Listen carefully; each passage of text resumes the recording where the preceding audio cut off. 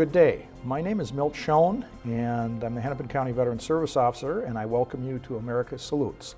Today we have Mr. Thomas Hanson, who's the Director of the Veterans of Foreign War Claims Office, as our guest, and he's going to inform us a little bit about what he does. And I might just start out by asking you, we just had the VFW Midwinter Conference, and I know you've got a County Veteran Service Officer training school. You have people from National come in, and there's a lot of information that you provide to veterans at that event. Correct. Well, you know, it's a training effort all the time for all of us in the business, as you well know, Milt, and it's a part of an agenda that we as an organization want to continue, is try to keep everybody up to date with the most recent changes and any additional information that might be helpful to them in the business that they do in representing veterans, or you know, getting the claims process initiated for veterans. And so, you know, we bring in some people from our Washington office, and the leaders from all of the local veterans facilities, the medical centers and the regional office, and a number of other different individuals that might offer valuable information to the trainees, if you will. And it goes pretty well. We have a lot of good questions. The session lasts most of the morning, and we just seem to, it seems to have always been a good session. And this is a case where veterans bring their individual concerns and the concerns that are impacting them, and you have people both from the VA and from the state, and people who can actually deal with these issues that you're interacting with. Right. You know, a lot of our members who are not service officers attend the session as well, and you know, pose some questions to those individuals that you know, are relevant, and obviously you know, gives them the answers that they need to their specific questions. So it's a good session for everybody. And so, you know, it's an annual thing that we do, and we have post-service officers as well in the VFW, as you well know, that are not professionals in the community. They do assist the members of their particular VFW post, and we hold a school of instruction as well for them at our VFW Fall Conference that is a little less intense, because they're not in the field professionally. So our instruction to them routinely is to get to know your county veteran service officer, and essentially the veteran service business has become so intense and legalized that it's not good for them to sit out in the field as a non-professional trying to file claims on behalf of their members and to get them to the county service officer, so that the professional in their community files the claim. And you know, that's the initial part of that claims process that is so important in, as you well know, in the development of the claim and the accumulation of evidence that might be required in ensuring that the veteran's claim is successfully adjudicated. Now, the VFW is more than just clubs. I think some people have the impression that it's just clubs, but you can speak for that. That is, you know, that is so true. You know, I mean, obviously, when you mention VFW to somebody, or I say to somebody, I work for the VFW, it's, oh, do you tend bar for them, or do you manage one of the clubs, or whatever? I mean, obviously, that's the first thing that comes to mind is the VFW post, you know, the storefront VFWs in the communities. And the VFW obviously is more than that. I mean, certainly the clubs play a major role in what we do, in the social aspect, in the community activities, and you know, the involvement with the police department and fire department and schools and whatnot. So I mean, you know, they play a vital role in that whole thing, but the VFW obviously is way more than that. And our major focus from the time we were instituted in 1899 has been veteran service, and that's what I do. Is I work in the claims area of the VFW, and what that entails is representation in front of the VA.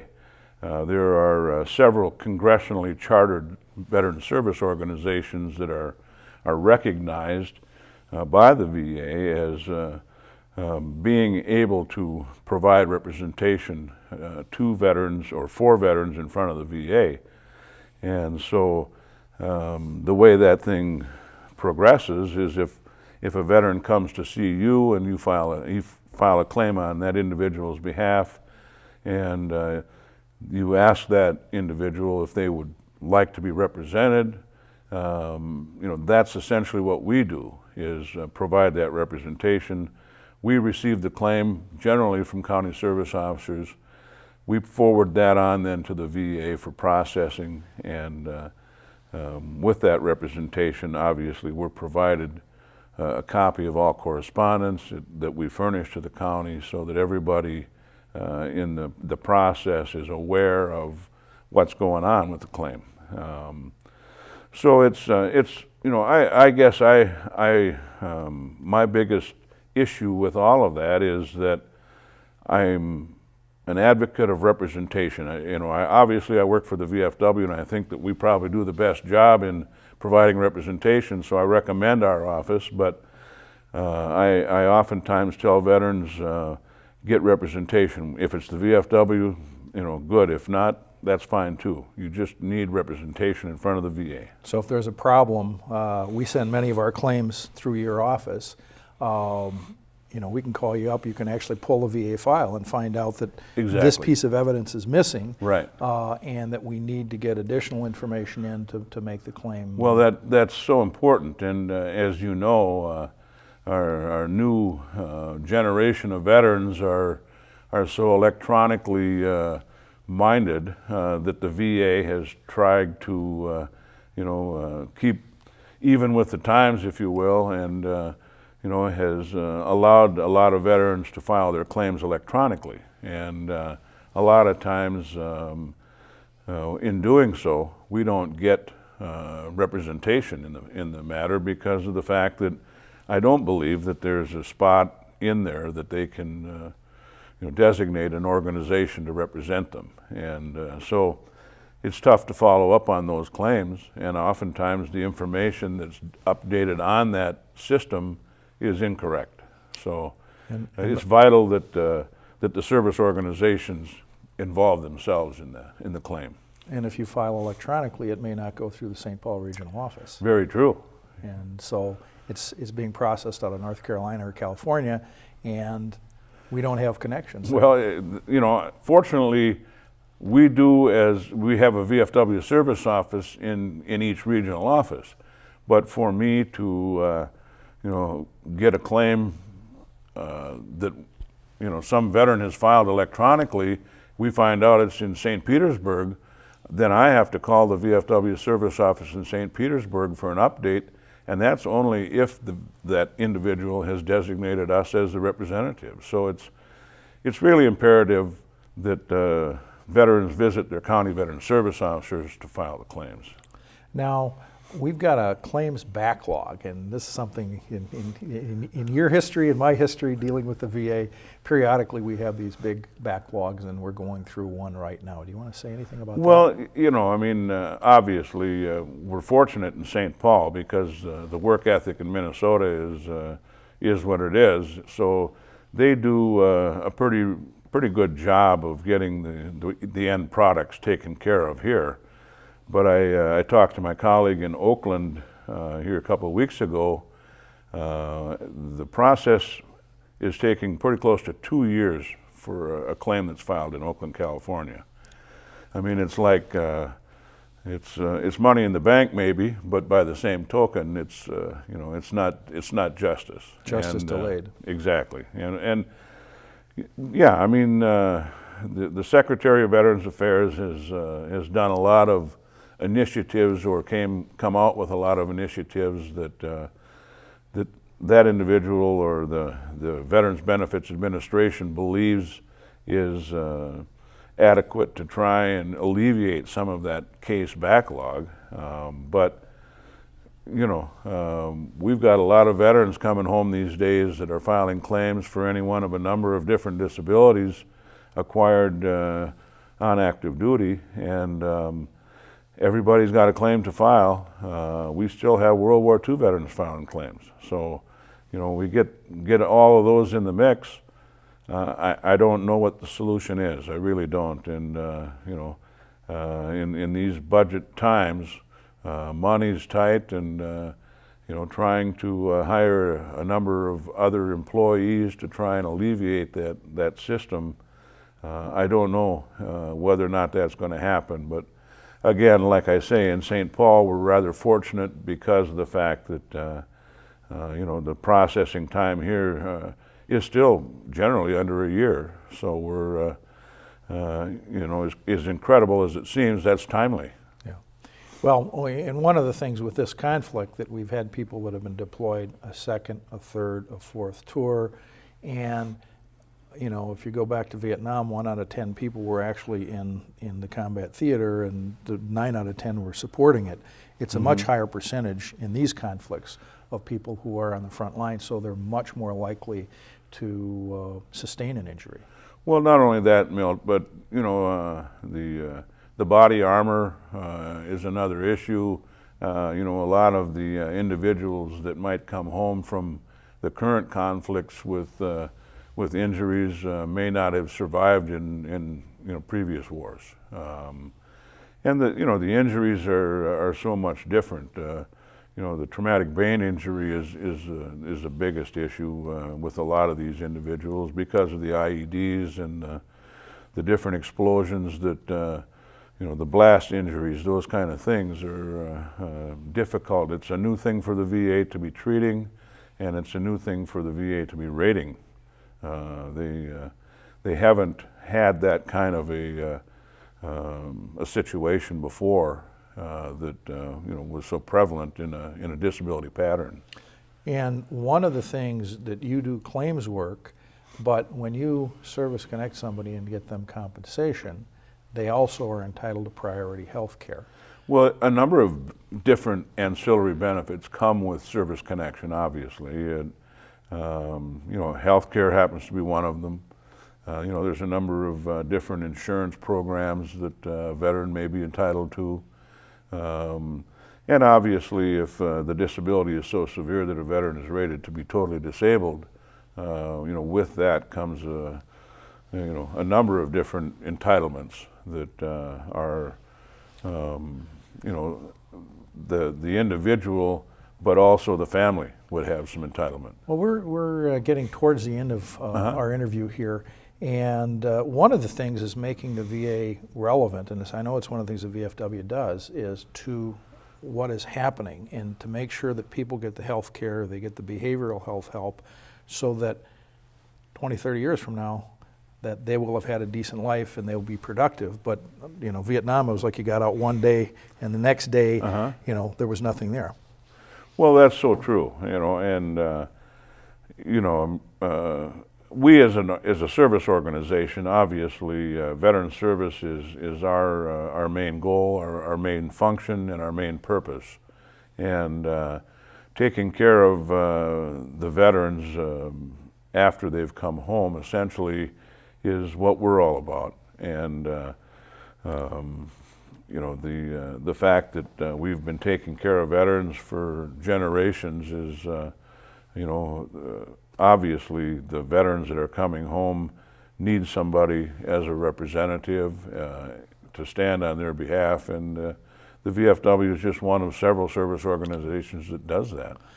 Well, Tom, I want to thank you for being our guest today. I'm more than happy to have been here. For Thanks informing the me. public and your wealth of knowledge, and I thank you for what you do day in, day out for veterans. Well, and the same to you, my friend. Okay, thank you. Thanks.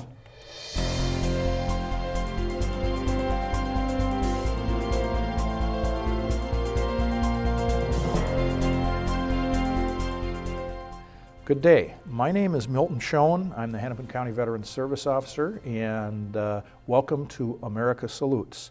Today we have Linda Bloomgren, who's a Senior Coordinator of Volunteers for Volunteers and Community Partnerships at Hennepin County. And welcome to our program, Linda. Thank you. And why don't we start by just having you tell us a little bit about what you do to make the lives of people in Hennepin County better. Well, our volunteer program provides direct service volunteers for clients that are served by the Human Service and Public Health Department. It might be seniors, people with disabilities, children, families, and provide some direct service based on the social worker's case plan. Volunteers also provide transportation for people who don't have access to reliable rides to get to the grocery store, medical appointments, and that kind of thing. In addition, we have donation programs.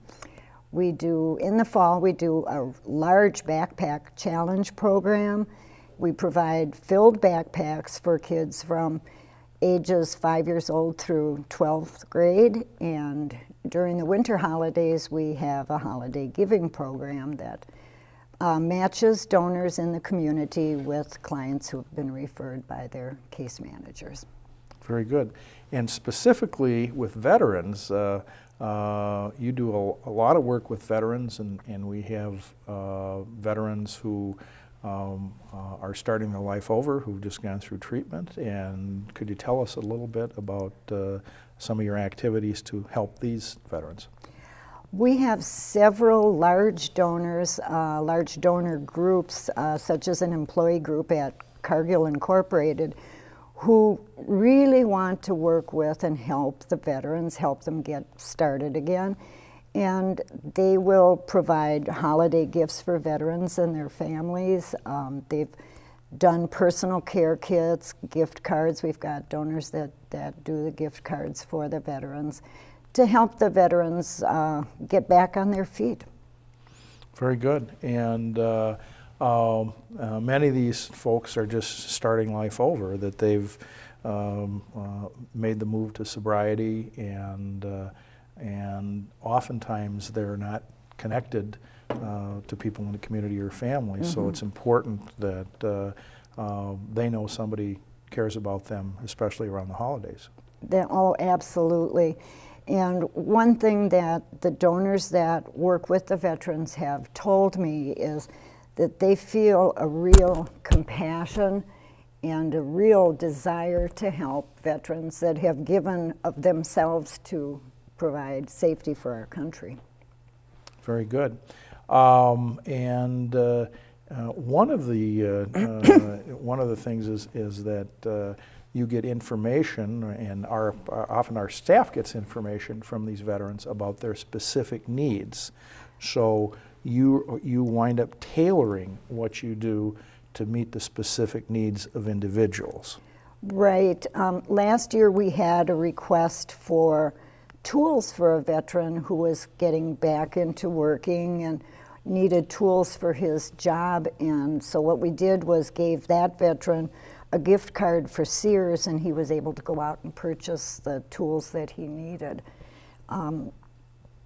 The workers, your workers obviously, do provide information. They give us a little background information and then tell us specifically what each veteran needs, and then we send that information on to the donors, and the donors shop for them for the specific things that they've requested. Very good. And one of the exceptional things is you have families that, as you mentioned, that you're not just helping the veteran, but you may be helping the spouse, you may be helping the children, so that they have a much brighter holiday. I just got a thank you note back from a veteran and their son, and the little boy said, "Thank you so much for the blanket that you gave me for Christmas.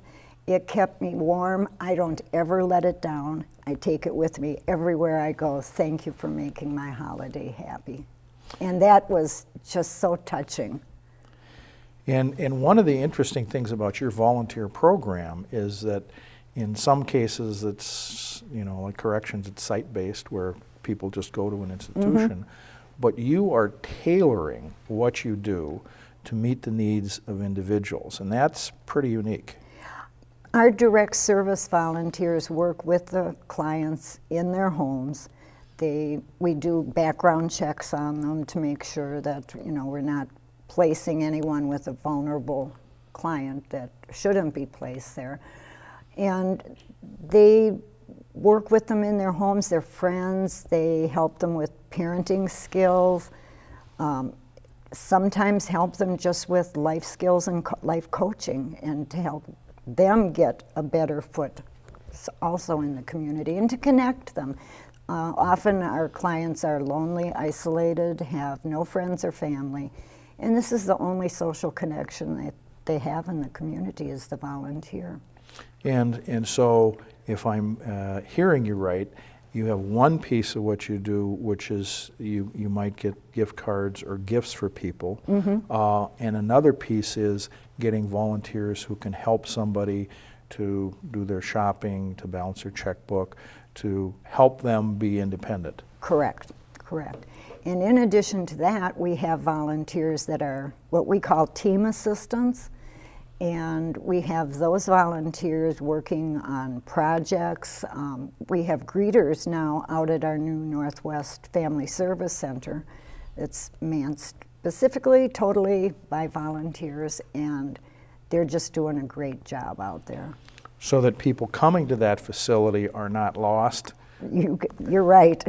They come in, they make copies for people, copies of their recertification papers and that kind of thing, help them get to the correct facility in the building, the correct agency, because the building is housed, there's 3 different programs that are in there besides Hennepin County. So this is a customer-focused initiative that you're focusing on the needs of the people that come to the Northwest site for help. Right. Mm-hmm. And they might be coming for EBT cards to get recertified, for their medical, for their financial assistance, that kind of thing. And that is a piece of the regionalization, because I realize that the county is moving towards a regional service delivery model. Instead of having everything centralized downtown, we're going to have a number of regional sites where people in their community are able to connect with the services they need. Right, and the clients, the people that come in really like that idea, not having to drive all the way downtown, find a place to park, or take a bus downtown. And people that live out in Brooklyn Park, Brooklyn Center, it's not that easy to get a bus to go downtown, but it's not too difficult to get out to the Northwest Center. So. And Veteran Service, we've learned that we're at Brookdale 2 days a month, we're at Ridgedale 2 days a month, and out in Bloomington 2 days a month. And it's a tremendous asset to people. They don't have to drive downtown, and we do a customer survey of everybody who files a claim with us, and the #1 issue is people want service in their community closer to where they are. Mm-hmm. And the county, like you said, is going towards that regionalization, and there's going to be other sites that are built throughout the county, throughout the metro area. I would assume that it takes a long time to get organized for some of these specific initiatives, because you've got the holiday giving and you've got to line everybody up ahead of time, and the backpack challenge, it's even earlier in the year. But you have to make sure that a substantial amount of work is done to make this a success. We are continually recruiting all year long for volunteers to help us as team assistants, for volunteers to help in direct service, to help with the donation programs. And we're also doing marketing to get new donors every year that are willing to support the people in need. That's very important. And you know, I know that we've got many of the people that are going through a structured independent living program receive help during the holidays from your programs. And then we also have a wide variety of individuals who get some assistance, some help that they need at that time, and that's That's very important. So if a person wanted to volunteer, if they called your number, the 612-348-9900, is it? Yes. And Then a person who wanted to volunteer to work with veterans or to work with other people in our community, they would be able to do that, and you'd begin the intake process with them? correct. The 348-9900 is our intake number, and those phone calls are answered daily, and they will get called back, and hopefully whoever calls wants to volunteer, wants to be a donor, and we can get them matched up with whatever is appropriate for them. Very good. And you mentioned a background check. So one of the things that you do is to make sure that if we're dealing with an individual who's vulnerable, that you're protecting them, that we're doing the best job that we can to make sure that if we have a volunteer assigned to them, that they're going to be safe. That's right. And in addition to the background checks, they're required to do some of the same training that county employees do, the data privacy and professional boundaries training. So before they're ever placed with anyone, and we've had quite good success in matching our volunteers with our clients. So. Very good, but there's a lot of work. There's a lot of work to do it right. Yes. You could do it quicker, but it might not necessarily be better. That's right. That's right. So we don't cut corners at all. We make sure everything is done correctly. Very good. And are you finding that you're getting more volunteers as we move forward, or is it always a constant challenge that people age out and you need to get a new set of volunteers? It's a continual challenge. And right now we're getting volunteers who are more interested in doing the team assistant, unit assistant kind of work, and we really have a need for the volunteers that want to do direct service and work with the clients. So. Very good, and help them work their way through to independence. To independence, very good.